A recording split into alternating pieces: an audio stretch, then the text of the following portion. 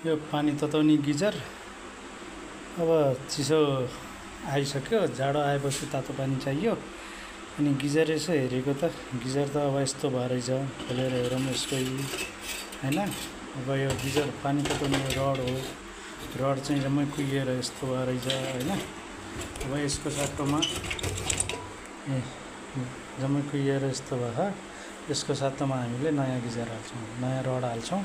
नयाँ रड हालेपछि फेरि पानी तात्छ है। यो नयाँ रड 2000 वाटको नयाँ रड हो। यो लिइयो, यो लिइएपछि अब हामी यसमा टक्क फिट गर्छौँ है त यो रड।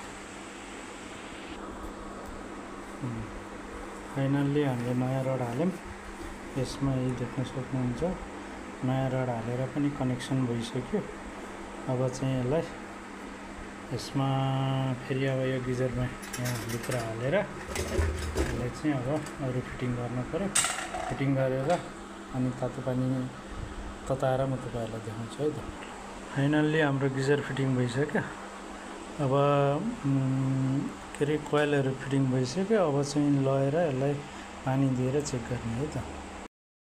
फाइनल्ली यो गिजर फिटिङ पनि भइसक्यो र देख्न सक्नुहुन्छ तपाईँले यहाँ जोडिरहेको गिजर यहाँ जोडेर अनि यहाँबाट पानी दिएर यसको तातो पानी आइसकेको छ। तातो पानी त्यहाँ आउँछ, त्यहाँ तातो पानी मैले हेरिसकेँ, तातो पानी आइसकेको छ।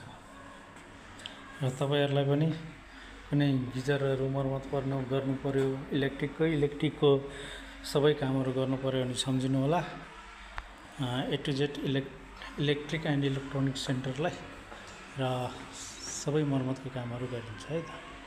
र मेरो च्यानल विवश सूर्य ब्लग छ, त्यसलाई लाइक सब्सक्राइब पनि गर्नु होला। हस् त, धन्यवाद।